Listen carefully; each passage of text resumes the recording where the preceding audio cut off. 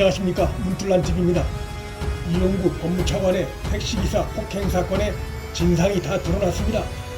이용구 차관으로부터 폭언과 폭행을 당한 택시기사가 언론과 인터뷰에서 사건이 일어난 장소는 아파트 단지 내가 아니라 아파트 단지 밖의 일반 도로였다고 폭로했습니다. 단지 내와 단지 앞 일반 도로는 사건 처리에서 장소가 차지하는 의미를 생각할 때 사실관계에서 중대 변화가 발생한 것입니다. 경찰서가 보관 중인 사건 보고서에 사건 발생 장소가 102동 앞이라고 엉뚱한 장소가 기록되어 있던 것은 명백한 사건 조작의 증거를 보여주는 것이라 하겠습니다. 더욱이 102동 단지 앞으로는 계단이 있어 차가 접근도 못하는 것으로 드러났습니다.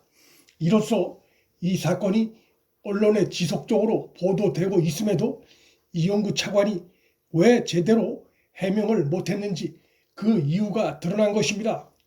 이 사건 내사 종결 과정에서 허위와 조작이 있었기 때문에 나설 수가 없었던 것입니다. 또한 서초경찰서가 왜 택시기사의 최초 112 녹취록 공개를 거부했는지 그 이유도 명백해졌습니다. 서초서는 사생활 보호 때문이라고 했지만 이용구 차관이 운전자의 목을 잡고 욕설을 하는 등의 당일의 행적이 이미 드러난 상황이어서 더 이상 보호할 사생활 내용이 있을 리 없다는 점에서 따라서 112 녹취록 공개 거부는 결국 택시기사가 112 신고 과정에서 사고 장소를 당연히 아파트 단지 밖 일반 도로를 언급했을 것이고, 서초서는 사건 보고서와 다른 그 녹취 내용이 공개되는 것을 막으려 했던 것으로 볼 수 있습니다. 이러한 정황은 결국 사건 발생 초기부터 서초서는 차관 이용구 행위가 특가법 적용 대상이라는 점을 알고 있었던 것을 보여주는 중요한 정황 증거입니다. 경찰은 택시 안에 당시 블랙박스에 폭행 장면이 녹화가 안 됐다는 기사의 말을 인용한 주장만 할 뿐 아파트 단지 도로 주변에 CCTV 조사도 하지 않은 정황이 뚜렷합니다. 만일 주변 CCTV를 조사했다면 택시가 어디에 정차해 있었는지 금방 알 수 있었을 것이고 그것을 증거로 내세웠을 텐데, 그런 시도를 전혀 하지 않았다는 것은 이 사건을 피해자가 처벌을 원하지 않을 경우 처벌하지 않는 단순 폭행 사건으로 축소하려 했다는 것을 잘 보여줍니다. 이 사건 재조사에선 당연히 인근 CCTV 영상 확보와 또 112 신고, 녹취, 음성 파일 등이 확보돼야 하고, 그 경우 사건이 발생한 지 2달이 채 지나지 않았고 사건 발생 시각까지 나와 있기 때문에 관련 자료 확보에 어려움이 없을 것으로 전망됩니다. 택시기사가 최초 진술을 사흘 뒤 경찰서에 나와 대폭 수정한 데에는 차관 이용구의 역할이 컸을 것으로 충분히 추정됩니다. 서초경찰서가 차관 이용구를 봐주기 수사를 하려 해도 택시기사가 협조하지 않으면 근본적으로 한계가 있고, 결국 이용구가 택시기사를 따로 만나 합의금을 주면서 사건 장소와 폭행 관련한 미세한 내용 수정을 요구했을 것으로 볼 수 있습니다. 이런 과정을 거쳐 서초서가 특가법 대상이 분명한 이용구의 폭행 혐의를 단순 폭행 사건으로 뒤바꿔 내사 종결 처리한 것으로 볼 수 있습니다. 택시기사는 경찰이 도착 전까지 차량 시동을 끄지 않은 상태였던 것도 언론과의 인터뷰에서 밝혔습니다. 사건 장소도 일반 도로에다 시동도 끄지 않은 상태에서 폭행이 이루어졌다면 명백한 특가법 대상입니다.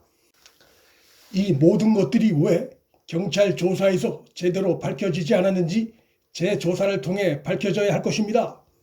이에 대해 경찰은 겨울철엔 시동을 잘 끄지 않기 때문에 시동이 켜져 있는지 여부는 여러 정황 중에 하나이지 절대적 기준이라고 보지 않는다고 황당한 해명을 했습니다.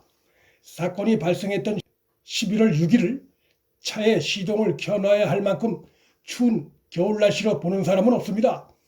대검으로 고발됐던 이 사건은 현재 서울중앙지검의 형사 5부에 배당된 상태입니다.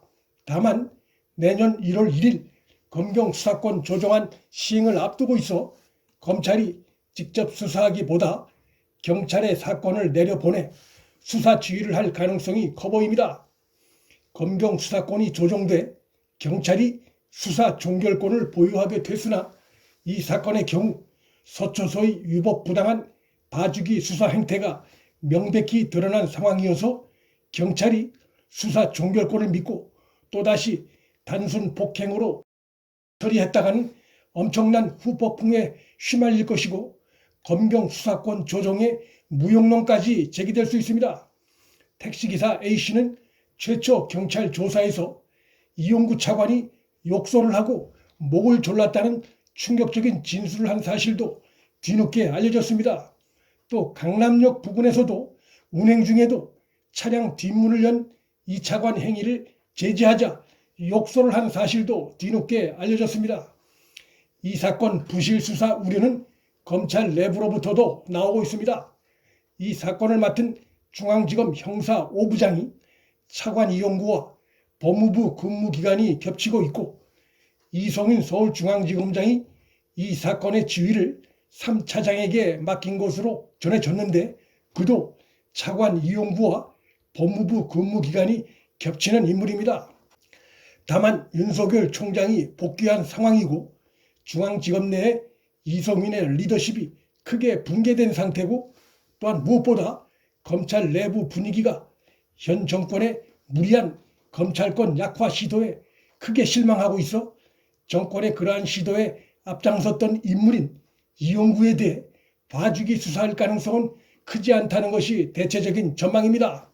따라서 검찰이 직접 수사하든 경찰에 넘겨 수사 지휘를 하든 서초경찰서의 내사 종결대와는 다른 차관 이용구에겐 상당히 치명적일 수 있는 재수사 결과가 나올 것이 전망됩니다. 루틀란TV 여기서 마칩니다. 구독과 좋아요, 방송 공유는 방송 제작에 큰 힘이 됩니다. 시청해 주셔서 감사합니다.